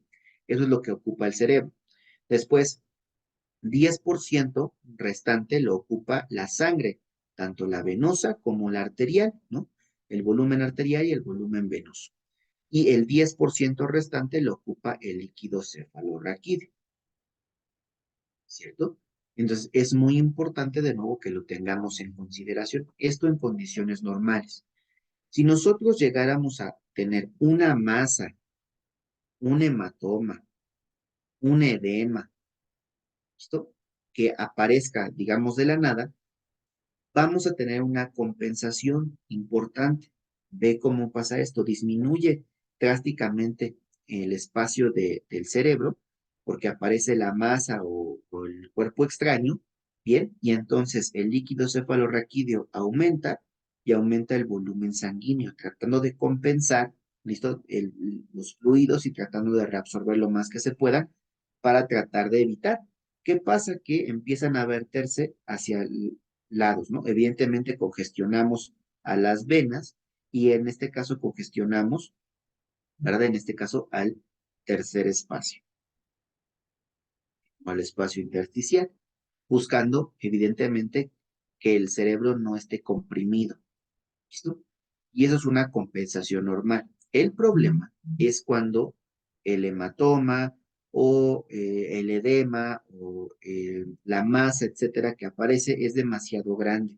Si es demasiado grande, entonces literalmente va a obstruir o va a aplastar de alguna manera el cerebro, ¿listo? Y el tejido venoarterial o la sangre, evidentemente, tendrá que perderse en exceso y no vamos a compensar adecuadamente. ¿Por qué? Porque el líquido cefalorraquídeo también lo hará.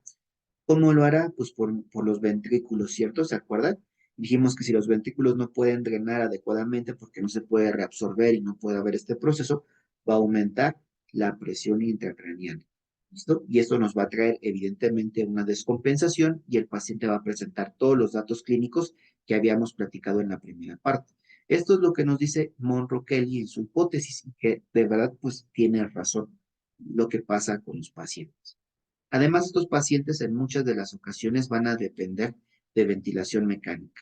Y los objetivos en el paciente con traumatismo craneoencefálico es que podamos mantener una oxigenación adecuada con una presión arterial de oxígeno mayor a 60 milímetros de mercurio y una saturación también por arriba del 90%. Evitar evidentemente la hipercapnia, alta concentración de CO2 en la sangre, porque esta puede causar vasodilatación cerebral. Y si hay una vasodilatación cerebral, aumentamos la presión intracraneal. Entonces, lo que nosotros buscamos es mantener el equilibrio, ni siquiera tener hipercapnia, pero tampoco, ¿verdad?, tener hiperventilación, que nos va a condicionar a una hipocapnia. No queremos eso, porque si hay hipocapnia, entonces puede causar isquemia cerebral. ¿Listo? Eso es muy importante. No nos podemos dar el lujo. El CO2, ¿verdad? La presión arterial de CO2 debe estar entre 35 y 45 milímetros de mercurio, es decir, lo normal. No hay más, ¿listo? Eso lo debemos de tener muy en cuenta. Otro punto importante de la ventilación mecánica en el paciente con TCE es el manejo de la presión positiva al final de la expiración. Recuerda que la PIP, en términos muy generales, y si nos vamos a esta imagen, ¿listo? La PIP va a ser una presión que se va a mantener de manera constante, ¿listo? Dentro de nuestra cavidad respiratoria. Entonces, esa PIP nosotros la programamos y le damos un valor específico, ¿bien? Esa PIP puede ser de 5 a 8 centímetros de agua, ¿cierto? Es lo normal, lo que nos dice la referencia bibliográfica. Pero si el paciente requiriera más, pues le podemos poner 10, 12, 15, hasta 20, si fuera necesario. El problema es que cada que hagamos una respiración completa, pues esa presión que nosotros estamos ejerciendo es para que se mantengan insuflados los pulmones, para, en este caso, la vía respiratoria. Sin embargo, también es importante que sepamos que si aplicamos una PIP elevada, puede mejorar la oxigenación, pero al mismo tiempo puede aumentar la presión intracraneana. Es crucial controlar un equilibrio y monitorear de cerca la presión intracraneana cuando tengamos al paciente intubado y con PIPs ligeramente elevados, es decir, cercanos al 8 o superior al 8 centímetros de agua. Y por último, vemos, o bueno, en esta, no por último, pero sí en esta diapositiva, evitar la hipoxia, ¿no? En este caso, recuerda, si la hiperoxia nos va a llevar a problemas de vasoconstricción, evidentemente la hipoxia nos va a llevar a un problema de hipoperfusión y pues nos va a traer un daño cerebral secundario, ¿no? Entonces, evidentemente la FiO2 debe estar a las necesidades del paciente sin caer en los excesos ni irnos a los extremos, ¿no? Ni hipercapnia, ni hipocapnia, ni hiperoxia, ni hipoxia. Es muy importante tenerlo en consideración. En cuanto a la hiperventilación crónica, ya lo habíamos platicado, en términos generales no lo podemos permitir, ya que esto puede ocasionar una elevación súbita de la presión intracraneal, ¿no? Y evidentemente causar daño por medio de vasoconstricción y posiblemente isquemia cerebral. Y en cuestión del cuidado de las vías respiratorias, no vamos a hacer como cualquier otro paciente, ¿no? Evitar que no estén permeables, evidentemente, y solo debemos de tener, pues, cuidado con los reflejos y con los tiempos en los cuales estamos haciendo aspiración y demás de secreciones, ¿no? Entonces, tenerlo mucho en consideración. Cuestiones de nutrición en el paciente con TCE severo. Evidentemente tendremos que iniciar la alimentación lo antes posible, cuando se nos permita, ¿listo? Porque tenemos que conocer que en ese momento el paciente se va a encontrar en un estado metabólico hiperdinámico. ¿Qué quiere decir esto?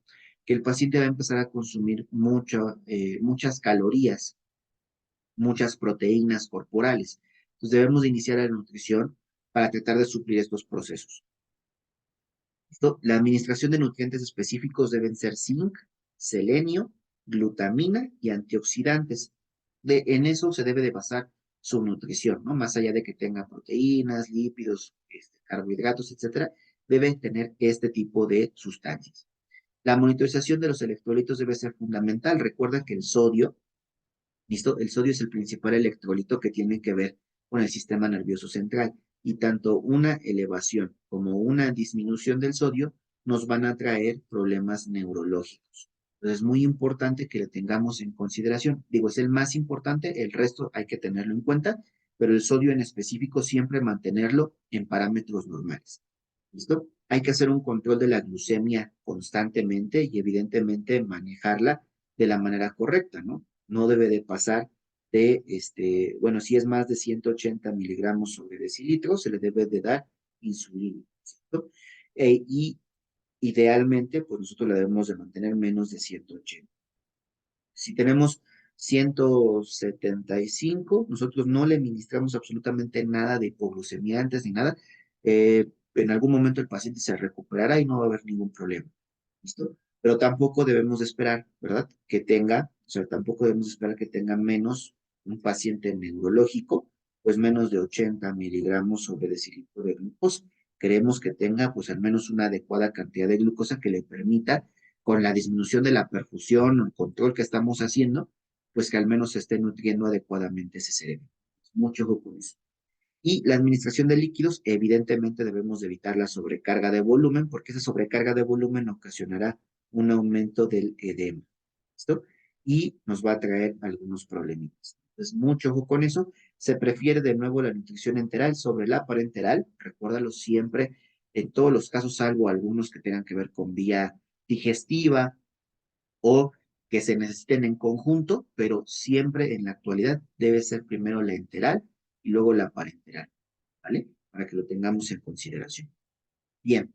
eh, y bueno, ya nada más para terminar, específicamente el paciente con traumatismo craneoencefálico, evidentemente requiere de una actualización constante, de un manejo constante y no solamente de conocer las actualidades del paciente neurocrítico, ¿no? Sino también manejar dispositivos tecnológicos, también manejar la parte de la hipotermia terapéutica, manejar específicamente las respuestas sistémicas del paciente crítico y sobre todo conocer cuál fue la causa, cuáles son las condiciones de ese paciente y cómo lo podemos mejorar. Siempre alerta, siempre pendiente, siempre valorando continuamente a tu paciente y va a ser fundamental. ¿Listo?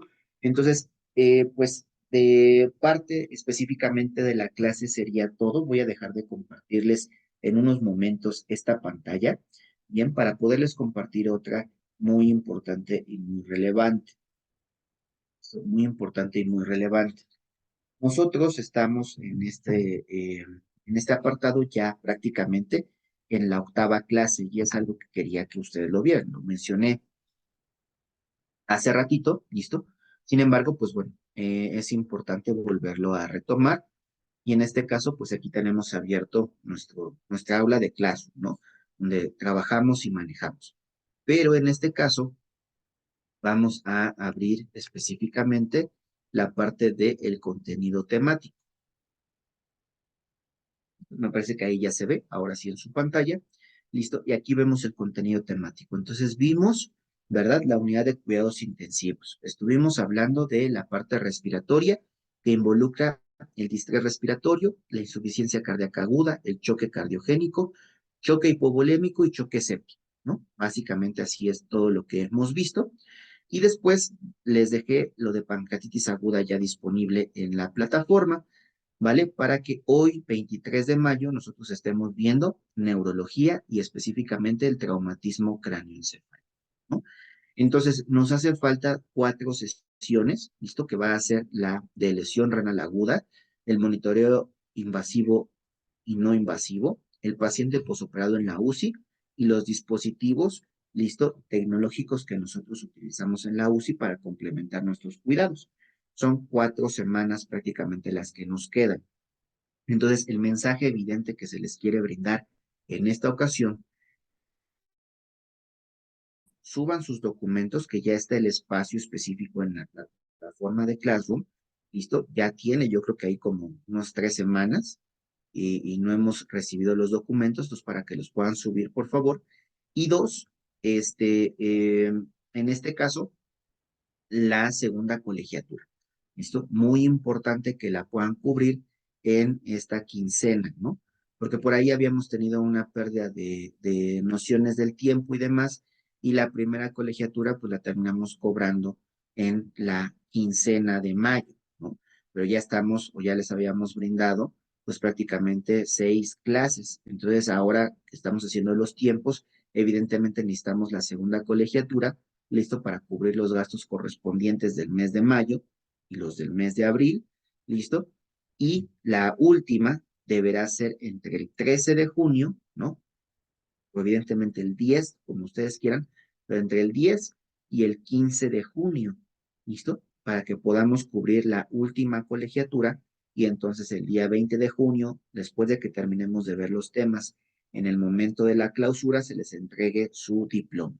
Si no cubrimos, en este caso, evidentemente el costo total del diplomado, no se les podrá entregar su diploma. ¿Listo? Y pues bueno, ahí se va a trazar un poquito porque evidentemente no vamos a poder cubrir los gastos, ¿no? Digámoslo así. Entonces, les pedimos de favor en esta ocasión que puedan apoyarnos primero con sus documentos y después en esta quincena de mayo, por favor, la segunda colegiatura, ¿vale? Era lo único que quería compartirles para que ustedes lo tengan ahí presente. Toda esta información la tienen disponible, recuerden, en la plataforma y aquí está, mire, dice documentos. Pues nosotros le vamos a dar aquí documentos, ¿no? Dice asignadas para las personas que están con nosotros, entregada 0. Entonces es importante, evidentemente no han subido sus documentos, la plataforma me avisa cuando lo hace. Bien, entonces por favor cumplir con los requisitos que les hemos solicitado en tiempo y forma para que puedan mejorar. Bien, nos vemos la próxima semana. Estaremos platicando de estos temas muy interesantes que es la lesión renal aguda.